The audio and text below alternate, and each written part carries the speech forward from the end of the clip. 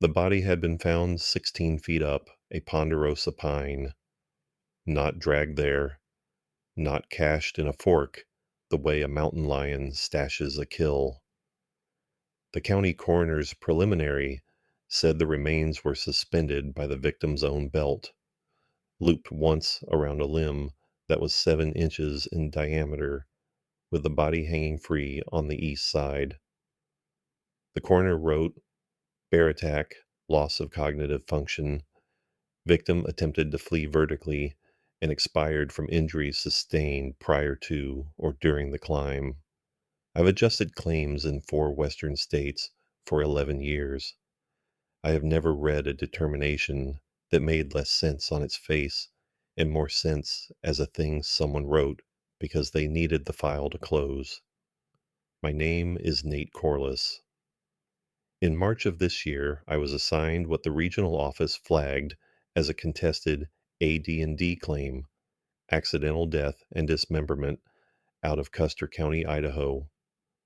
The policyholder was Dale Volk, 63, retired heavy equipment operator, married, 1 adult daughter. He'd carried a $200,000 term life policy with our company since 2014, with an AD&D rider that doubled the payout in the event of accidental death not caused by gross negligence or intoxication. His wife Ellen filed the claim 9 days after his body was recovered. Standard so far. The flag came from our SIU, Special Investigations Unit, not because of fraud indicators, but because the county's official cause of death didn't match the physical evidence our contracted forensic reviewer flagged in the coroner's photos. The photos showed injuries the reviewer described as inconsistent with any single predator type attack and suggestive of a fall from significant height onto irregular surfaces, except that the body was found at elevation, not at base. I want to be precise about that because it's the thing that eventually broke the case open in a direction nobody wanted. The injuries looked like a fall. The body was found up, not down. Those two facts don't go together, and the coroner's narrative didn't address the contradiction. It just said, "bear attack," and moved on. I drove to Chalice on March 11th. It's about 4.5 hours from Boise if you take the 21 through Lowman and come over on the back way, which I prefer in early spring because Highway 75 through Stanley can be sheer ice in the mornings. I checked into the River Rock Lodge, which is the only place in town with reliable Wi-Fi and rooms that don't smell like heating oil. I had an appointment with Ellen Volk at 10 the next morning and a scheduled records review at the county coroner's office at 2. That night, I read the full file our SIU had compiled. The incident had occurred on February 18th on private timberland the Folk family owned about 9 miles east of town, up Bayhorse Creek. Dale had gone out that morning to check on a stock fence. They leased 3 of their lower parcels to a neighbor who ran about 40 head of cattle, and there had been reports of a fence breach near the creek. He didn't come back by dark. Ellen called the county sheriff at 8:47 p.m. A deputy drove the access road and found Dale's truck, a silver 2019 Ram 2500, parked at the gate to the upper parcel with the engine cold. Search started at first light on the 19th. Dog team from Limhi County found the body at 11:20 a.m., approximately 1.3 miles from the truck, upslope in mature timber, 16 feet up a ponderosa pine, belt around the limb, no drag marks below the tree, no sign of a bear on the trunk, no claw scoring on the bark consistent with a climbing bear, no cached food or scat, no hair in the bark ridges. The dog team's handler noted in her statement that her dog alerted strongly at the base of the tree but showed no tracking interest in any direction leading to or from it. In her words, he acted like the scent column was entirely vertical. I've adjusted maybe 2 dozen animal attack claims in my career. 5 of them involved bears. In every legitimate bear fatality I've reviewed, the physical scene is messy, sprawling, and obvious. You find drag marks, you find cached remains. If the bear left and came back, you find scat, you find hair, you find soil disturbance where the animal dug, you find the victim's belongings scattered along a line because the victim ran. What you don't find is a person 16 feet up a tree with no evidence anything else was ever on the ground beneath them. I met Ellen Volk the next morning at her house, a single-story ranch on Lime Creek Road with a steel equipment barn and about 20 acres of alfalfa ground that was still brown and frozen. She was composed. She'd been through this for 3 weeks already. She made me coffee and sat at the kitchen table and answered my questions without once asking why I was there. She knew what my job was. I didn't pretend otherwise. "Dale went up there alone?" I asked. "Always did.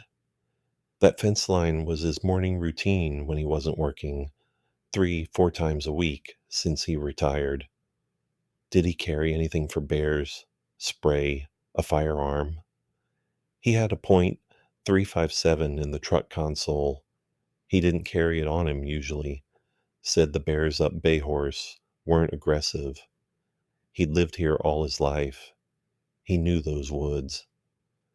I asked her if she'd seen the coroner's report. She said she had. I asked if the determination made sense to her. "None of it makes sense to me, Mr. Corliss. They told me a bear killed my husband and he climbed a tree. But Dale couldn't climb a tree. He had 2 pins in his right hip from a dozer rollover in 2006. He couldn't get on a stepladder without his knee giving out." I noted that. 2 pins in the right hip. A physical limitation that would make ascending 16 feet of branchless ponderosa trunk essentially impossible, even in a state of extreme adrenaline. At the coroner's office that afternoon, I met with Deputy Coroner Russ Ibarra. He was mid-50s, professional, and clearly not surprised I was there. He gave me 20 minutes with the file and the original scene photos, which I'd already seen in lower resolution. Seeing them on a full screen changed something. The body was intact. That was the other thing that didn't fit. Bear predation. If a bear kills a person and feeds, you get massive soft tissue destruction. Bears feed on the viscera first. The torso cavity is opened. Dale Volk was intact. His coat was torn on the left side, and there were 3 lacerations on his left shoulder and upper back that the coroner had attributed to claw strikes. But the tears weren't consistent with claws. They were too narrow, too deep, more like punctures than rakes. "You're not the first person to have questions," Ibarra said when I asked him about the wound pattern. "Who else asked?" "Daughter. She came in here 2 days after the report was issued and told me flat out it was wrong." "What did you tell her?" He leaned back. "I told her the determination was made by Dr. Ellison and that if she wanted to contest it, she could petition for an independent autopsy through the county." "Did she?" "She did. It was denied." "On what grounds?" "Insufficient basis." I thanked Ibarra and went back to the lodge. I sat with the file for 2 hours, trying to make the bear theory work. It doesn't work. It doesn't work spatially, physically, or behaviorally. But there was something else in the file that I hadn't focused on until that evening. A single-page addendum from the sheriff's office, filed the day after the body was recovered, noting that due to similarities with a prior incident in the same geographic drainage, this case has been coordinated with the U.S. Forest Service, Salmon Chalice National Forest, for informational purposes. There was a USFS file number, no other detail. I wrote the number down, SC-ICR-1954-0117. The next morning, March 13th, I called the Salmon Chalice supervisor's office and asked about the reference number. The woman who answered said she'd need to transfer me to the Heritage Resources office. I waited 11 minutes on hold. A man picked up, identified himself as Keith, and asked what I needed. I read the number. He said, "That's a historical incident file. What's your interest?" I explained I was adjusting an insurance claim, and the sheriff's office had cross-referenced it. He said he'd have to pull the physical record and call me back. He asked for my name and number twice. Then he said, "You're aware that file is from 1954. "I am now," I said. He called back 4 hours later. He said the file was a single incident report from the former Chalice National Forest before the Salmon and Chalice forests were consolidated, documenting the death of a seasonal range worker named Thomas Page in August of 1954. The location was Bayhorse Creek drainage, upper elevation, in an area that was then National Forest land and was later transferred to private ownership. The cause of death was listed as bear attack. He offered to scan and email the document. I gave him my work email. It arrived that evening at 6:14 p.m. The 1954 report was 3 pages typewritten with handwritten margin notes. Thomas Page, age 28, employed as a range rider for the grazing allotment along Upper Bayhorse Creek. He was found by his supervisor on August 3, 1954, after failing to report to the Bayhorse guard station at the end of his shift. He was found in a standing dead ponderosa snag approximately 14 feet above ground, suspended by his own leather belt, which was looped around a branch stub. His horse was found a quarter-mile away, hobbled and undisturbed. No drag marks beneath the tree. No bear sign in the vicinity. 3 narrow puncture wounds on his left shoulder and back, the reporting ranger wrote. Attack is presumed from a bear due to the season and the presence of bears in the drainage, although physical evidence is not conclusive. Subject may have attempted to climb the tree to escape and succumb to injuries at height. I read that 3 times. Then I read the Dale Volk file again. Same drainage, same tree species, same approximate height, same left side puncture injuries, same belt used as an anchor, same complete absence of bear evidence on the ground. Separated by 70 years. I am not an excitable person. I don't believe in supernatural explanations. I adjust insurance claims. My job is to determine what physically happened in the real world so that a check gets issued or doesn't. But I will say that reading those 2 files back to back produced in me a feeling I can only describe as professional vertigo. I had 2 incidents 7 decades apart with an identical physical signature in the same quarter-mile of forest, and both had been classified as bear attacks without any physical evidence of a bear. The next morning I drove up Bayhorse Creek. I wanted to see the site. The road turns to gravel after about 4 miles and gets rough after 6. I passed the gate where Dale's truck had been found. Just a standard pipe gate with a chain and padlock. I parked there and walked. The forest was quiet in a way that's normal for March at that elevation, about 6,800 feet, when the ground is still partly frozen and most birds haven't returned. I followed what I assumed was Dale's fence line route based on Ellen's description and the search team's GPS coordinates from the file. The terrain was moderate, open ponderosa and Douglas fir, bunch grass understory, gradual slope up toward a rocky ridge line. After about 40 minutes, I reached the coordinates. The tree was obvious.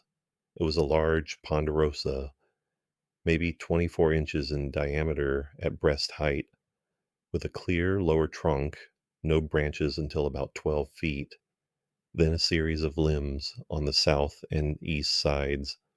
There was still flagging tape tied to a nearby sapling from the search team. The ground beneath it was undisturbed by anything except deer tracks and snowmelt channels. I stood there for about 15 minutes. I looked up at the limb where Dale's belt had been found. You could see a slight abrasion mark in the bark, lighter colored than the surrounding surface. It was an ordinary tree. There was nothing unusual about the site in any way I could identify, but I noticed something I hadn't expected. About 30 yards east, there was another large ponderosa, dead but still standing, a snag, and it had a similar clear trunk with branch stubs beginning around 14 feet up. I took a photo of it. When I checked the 1954 file again that night, the reporting ranger had described the tree Thomas Page was found in as a dead ponderosa snag. I'd been looking at the wrong tree. The snag I'd photographed, 30 yards from where Dale was found, that was the 1954 tree, 70 years later, still standing. And the two victims had been found within 30 yards of each other, both up in the air, both belted to limbs, both with the same wound pattern.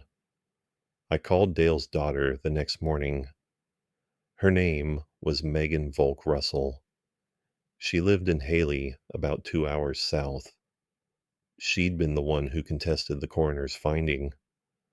I identified myself and told her I was adjusting her father's policy. She was quiet for a moment, then said, "Are you calling to deny the claim?" "No," I said. "I'm calling because I think you might know something about the 1954 case." Silence. Then, "Where did you find that?" "The sheriff's file cross-referenced a USFS incident number. I pulled it." She exhaled. "Nobody's pulled that before. I've been asking about it for 3 years." 3 years. Her father had only been dead for 3 weeks. "Explain that," I said. Megan told me she'd found the 1954 reference not through any official source, but through her grandfather, Dale's father, Harold Volk, who had purchased the Upper Bayhorse parcel from the Forest Service in 1962 when it was declared surplus. Harold had known about the range rider's death. He'd told Dale about it when Dale was a teenager, in the context of warning him away from that particular part of the property. He'd said, according to Megan, something wrong happened up there, and they called it a bear, and that's the only smart thing to do. Your grandfather said that. That's what my dad told me, and he told me about 3 years ago when I asked him why he never let us play up there as kids. He said Grandpa told him the Upper Grove was off limits. No hunting, no camping, no overnight stays. Just check the fence and come back. But your father kept going up there every few days. He'd been going for 30 years since Grandpa died. He said he had to check the fence. Did the fence need checking that often?" She paused. "Mr. Corliss, The fence on that upper section hasn't had cattle behind it in 6 years. The neighbor pulled his stock off that parcel in 2018. There was no reason to check it. So Dale Volk had been making trips to that grove for years, possibly decades, after there was any practical reason to do so.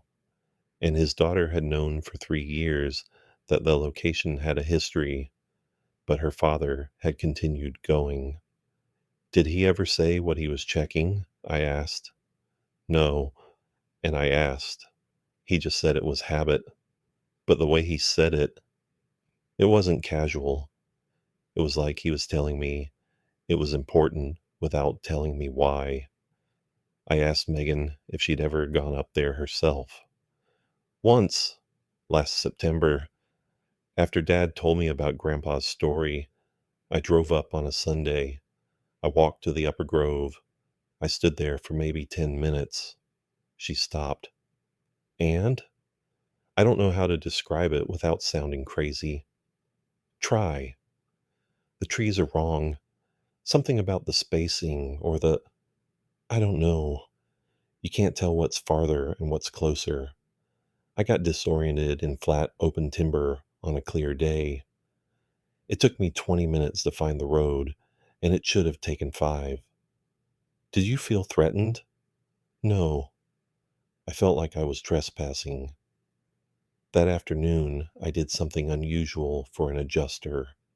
I requested the original sale documents for the Folk parcel from the Custer County Recorder's Office. The 1962 purchase was straightforward. Harold Volk bought 280 acres from the Forest Service at fair market value. But there was a handwritten condition on the warranty deed I'd never seen on a federal land disposal. Purchaser acknowledges site-specific conditions of Parcel 7, Upper Bayhorse Grove, and assumes all associated obligations. No explanation of what the conditions or obligations were. I called Keith at the Heritage Resources Office again. I need to ask about the 1962 land disposal up Bayhorse Creek, I said. There's a condition on the deed referencing site-specific obligations. Is there a corresponding document on your end? He was quiet for a moment. Then he said, Mr. Corliss, what exactly are you investigating? A life insurance claim. Not a criminal matter. No. I asked because I checked on that incident file after you called last time, and my supervisor flagged your request. He wants to know who you're working for. I work for Mountain States Mutual. I'm not law enforcement, and I'm not media. I just need to know if the death was consistent with the stated cause. Keith said, I'll get back to you, and didn't. I spent the next 2 days in Chalice, working the claim from other angles. I reviewed Dale's medical records to confirm the hip pins. They were there, documented in a 2006 surgical report from St. Luke's in Boise. 2 titanium pins in the right iliac crest. His orthopedist had noted in a 2019 follow-up that Dale had limited range of motion in right hip flexion and should avoid impact loading or sustained climbing. The man physically could not have climbed that tree. I pulled weather records for February 18th. Clear, high of 34, low of 9, no wind, no precipitation. Conditions that would not have driven a bear out of torpor. In Custer County in mid-February, black bears are in dens. They do not typically emerge until April at that elevation. A grizzly would be even less likely. I was building a case, not a fraud case, but an impossibility case. The official determination couldn't be right. The bear theory failed on behavioral grounds, forensic grounds, physical capability grounds, and seasonal grounds. But what happened instead? I didn't have an alternative theory. I had a dead man in a tree with no explanation and a 70-year-old echo. On March 16th, I met with the Custer County Sheriff, Brenda Dawes, by appointment at her office. I told her I was working the Volk claim and asked about the cross-reference to the 1954 file. "That was my deputy's note," she said. "He included it for completeness." The Forest Service liaison mentioned the historical incident when we contacted them about access to their records. "Did the similarity concern you?" "Concern me how?" "Two identical death scenes in the same location, 70 years apart." She looked at me evenly. "Mr. Corliss, we don't investigate historical incidents. Dale Volk died on private land. The coroner determined cause of death. Our involvement ended when the body was recovered and turned over." "Do you personally believe a bear killed Dale Volk?" She paused just long enough. "I believe what the coroner's report says." That's a non-answer, and we both knew it. I thanked her and left. That evening, I was in my room at the River Rock, typing up my preliminary findings for the regional office when I got an email from an address I didn't recognize, a Gmail account with what appeared to be a randomly generated handle. The subject line was RESC-ICR-195 for -0117. The body contained a single scanned page. It was a handwritten note on Forest Service letterhead, undated but clearly old. The paper was yellowed in the scan, and the handwriting was in fountain pen. It read, "Page incident. District Ranger Hendricks directs that the Grove site be excluded from all future allotment assignments. Recommend against disposal to private party without acknowledgement clause. Site has presented two prior unexplained livestock losses, 1947, 1951, with similar physical positioning. Dr. Hendricks believes the area warrants permanent avoidance rather than investigation. No further documentation will be generated regarding this site." Two prior livestock losses, 1947 and 1951. Similar physical positioning. So it wasn't just Thomas Page in 1954 and Dale Volk in 2024. There had been animals found the same way, up in trees, presumably, at least twice before the first human death. And a district ranger in the 1950s had decided the correct response was to stop using the area and stop writing about it. And then the Forest Service had sold it to Harold Volk in 1962 with a vague acknowledgement clause. I replied to the email asking who had sent it. I never received a response. I sat with this for a long time. I'm an adjuster. My job is to determine whether Dale Volk's death was accidental, whether it fit the policy terms, and whether the claim should be paid. I had conclusively determined it was not a bear attack. I had no evidence of suicide. The positioning was physically impossible for self-infliction given his hip condition, and there was no history of ideation. I had no evidence of homicide, no footprints, no second-party trace, no motive. I had an accidental death that could not have happened in any way I could explain. Here's the thing about insurance adjustment that people outside the industry don't understand. My recommendation doesn't have to explain what happened. It has to determine what category the death falls into: accident, suicide, homicide, or natural causes. If it's accident and within policy terms, the claim pays. I didn't need to explain the mechanism. I just needed to rule out exclusions. But I couldn't file the report. Something wouldn't let me. Maybe it was the 1954 file. Maybe it was the livestock in 47 in 51. Maybe it was Harold Volk buying that land and then spending the rest of his life telling his son to check on it, not to avoid it, to check on it, as if watching it was part of the obligation. On March the 17th, I drove back up Bayhorse Creek. This time I brought a measuring tape and a better camera. I told myself I was documenting the scene more thoroughly for the file. That was partly true. I walked back to the grove. The same quiet, the same frozen ground, the same deer tracks. I found the two trees, Dale's ponderosa and the 1954 snag, 30 yards apart. I measured the distance, 31 yards. I measured the circumference of Dale's tree at the base, 76 inches. I looked up at the limb. The belt abrasion was still visible. Then I did something I hadn't done before. I walked a wider circle. I went out 100 yards in each direction from the two trees, looking at every standing snag, every mature ponderosa, counting them. In 100-yard radius of those two trees, I found 7 old stumps, cut stumps, not wind-broken.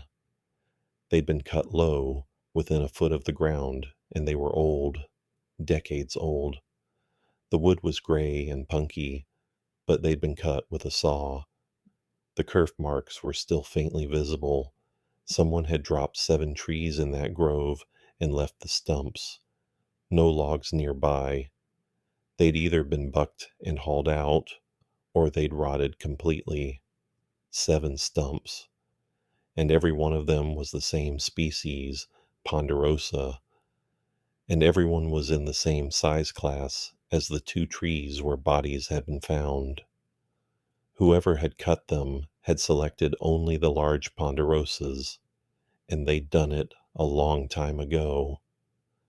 I stood in that grove with a feeling that I'd describe as comprehension without explanation. Someone, Harold Volk or someone before him, had cut down the trees.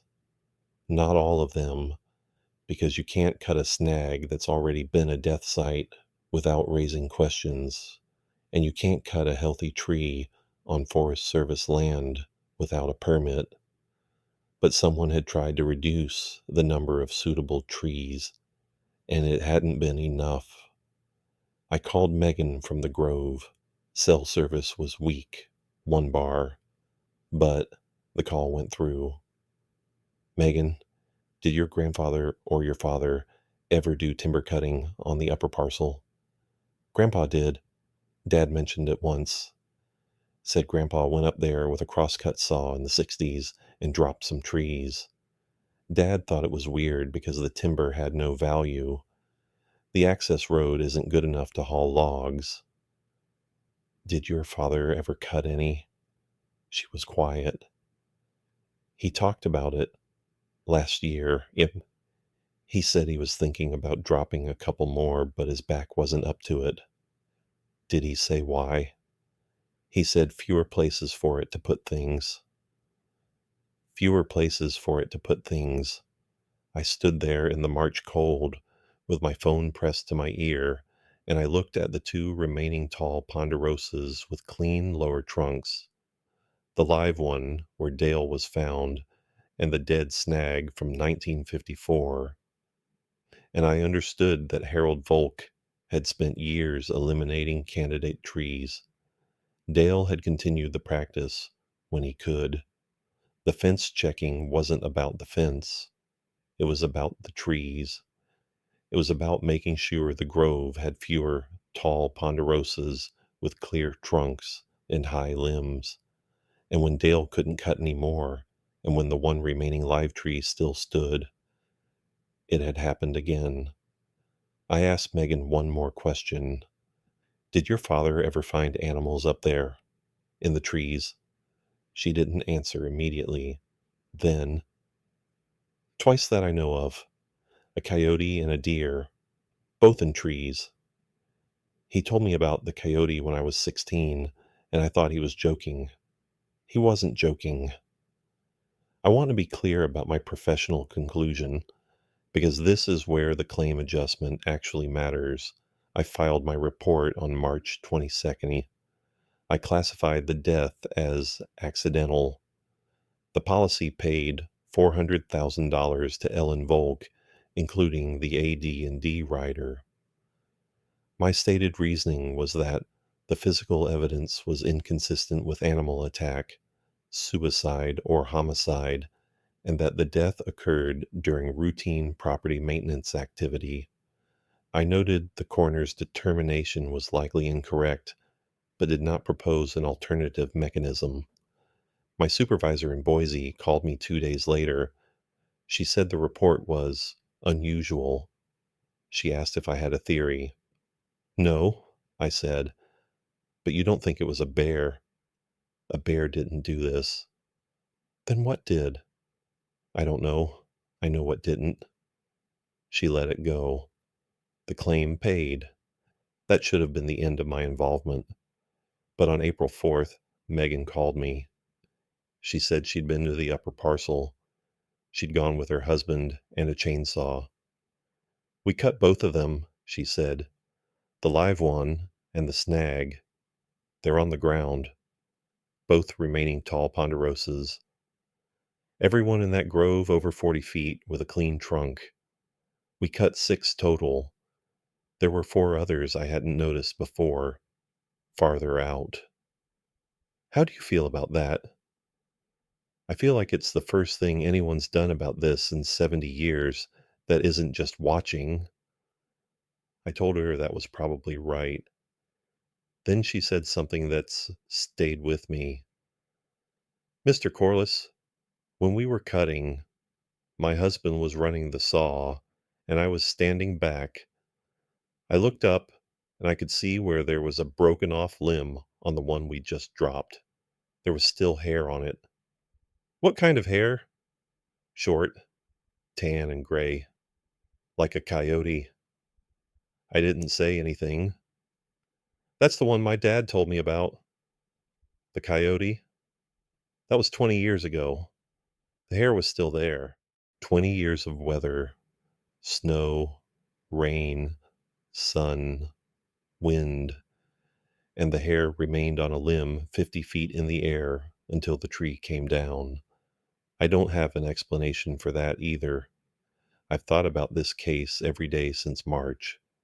I've thought about what District Ranger Hendricks wrote in the 1950s, that the area warranted permanent avoidance rather than investigation. I've thought about Harold Volk buying that land specifically so he could control access to it. I've thought about Dale Volk spending 30 years of retirement walking to that grove, counting the trees, cutting what he could, watching, not because anyone asked him to, because his father had made him understand it was necessary. And I've thought about what Ellen told me at our first meeting that I didn't include in my report. She said that in the weeks before his death, Dale had been having trouble sleeping. He'd get up at 3 or 4 in the morning and stand on the porch looking east toward the upper drainage. She asked him what was wrong. He said, "One of the ones I cut is sending up suckers, a good tall one. I need to deal with it before spring." He was talking about a ponderosa stump resprouting, growing new vertical shoots, potentially in 10 or 15 or 20 years, becoming a new tall tree with a clear trunk and high limbs. He went up there on February 18th. The stump in question, I found it on my second visit, has 6 green suckers growing from its base, the tallest about 4 feet high. In 20 years, it'll be a tree. Megan cut those too, cut them flush, poured salt on the stump. But here's what I know about ponderosas. They're persistent. Their root systems are vast. A healthy stump can throw suckers for decades. You can cut them and poison them, and they come back. The grove wants to have tall trees. That's what a forest does. Last week, This would be early June. Megan sent me a photograph. No message, just the image. It was the grove, shot in morning light, and in the background, behind one of the stumps they'd cut in April, there was a new ponderosa she hadn't cut. Not a sucker, a sapling, maybe 8 feet tall, maybe 10 years old, growing in the understory where one of Harold's old stumps had rotted away completely, already reaching for the canopy gap. She doesn't need me to tell her what it means.